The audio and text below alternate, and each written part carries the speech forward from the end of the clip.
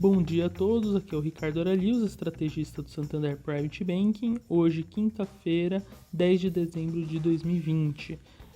O Banco Central ele manteve a Selic estável na decisão do Copom de ontem, em 2% ao ano, como já era amplamente esperado pelos analistas, né? Mas o que foi mais importante foi notar que o tom desse comunicado ele foi numa linha mais conservadora, né?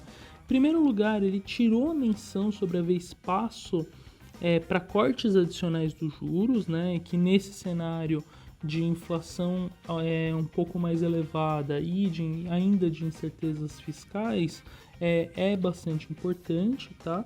E adicionalmente ele falou sobre a possibilidade de retirar também aquela prescrição futura, aquilo que normalmente a gente chama de forward guidance em relação à política monetária, né?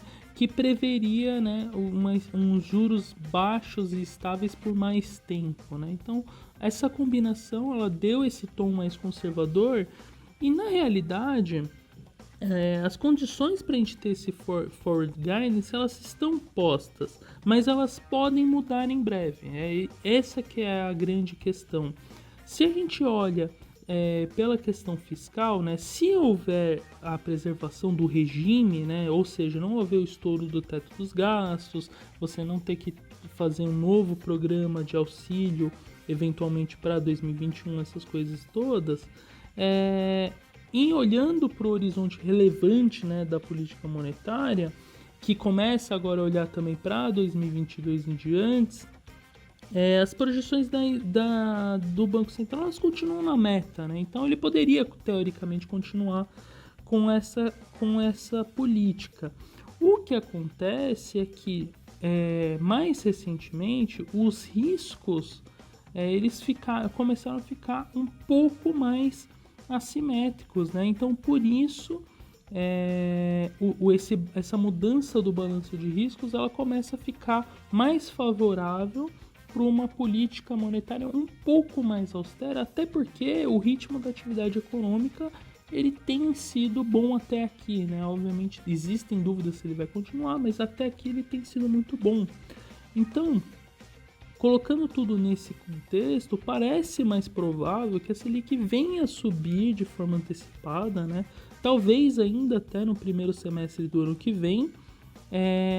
Na pesquisa Focus do Banco Central, você tem os economistas colocando ali a estimativa de 3% da Selic até o final de dezembro de 2021. Obviamente esse número pode ser um pouquinho maior, porque também ao longo do ano que vem o Banco Central já vai estar olhando as metas de 2022 e 2023. Lembrando que as metas de inflação para os próximos anos elas são cadentes, tá? Ou seja, elas estão se reduzindo dada a determinação do Conselho Monetário Nacional. Então, assim, essa comunicação mais dura do Banco Central ela vai fazer com que provavelmente a gente tenha algum ajuste nas curvas de juros, tanto nominal quanto real, né? Mas muito disso já foi incorporado nos últimos tempos, tá? E outra coisa importante é que ele anunciou também a colocação de contratos de swap cambial nos próximos dias, né? Que só para lembrar corresponde a uma venda de dólares, tá? Num montante bem superior do que aquele seria o rolar os contratos que a gente tem até aqui. Então isso vai também servir como uma força, né, importante para manter o real nessa trilha de apreciação recente, tá? E, enfim,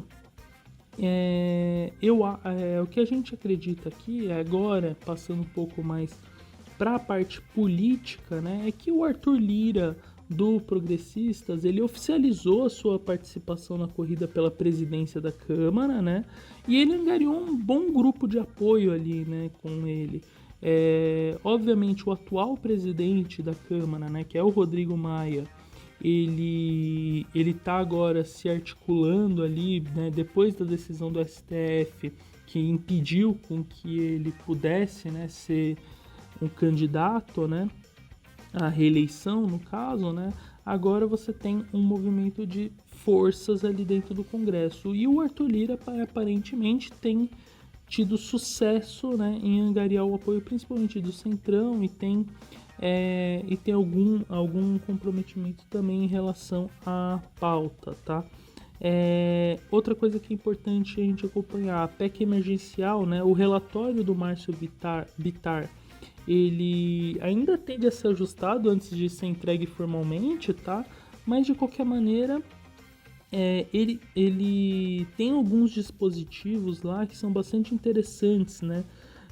Do ponto de vista de receitas, né? Ele estabelece um cronograma para diminuir os subsídios que levam a uma grande renúncia tributária do governo, né? Então isso, se eventualmente acaba passando, do ponto de vista de responsabilidade e do regime fiscal, isso seria obviamente positivo. Obviamente que é um tema muito sensível para muitos, não só parlamentares, mas muitos membros do executivo. Então, obviamente, a gente tem que ter ciência dessas dificuldades para avançar. Mas, de qualquer maneira, a sinalização é de realmente compromisso fiscal nesse sentido, tá? E também é importante que nessa PEC, tudo mais constante, você cumpriria, teoricamente, o teto dos gastos pelo menos em 2021, o que também seria favorável. E quando a gente olha para o exterior, né, os mercados estão tendo algum tipo de realização, variações mais neutras ali, né? Mas obviamente porque também a gente teve um movimento muito expressivo de valorização recentemente, né? E que obviamente acabam promovendo movimentos de realização de lucro e coisas assim, tá? Aqui no Brasil a gente teve também acompanhando essa dinâmica dos mercados, tá? Mais tarde a gente tem a divulgação das vendas no varejo aqui no Brasil, que também é importante mostrar essa continuidade da recuperação econômica. Os dados já são de outubro, tá? E também a gente tem alguns dados importantes nos Estados Unidos e também agora do Banco Central Europeu. Eu fico por aqui, um bom dia a todos.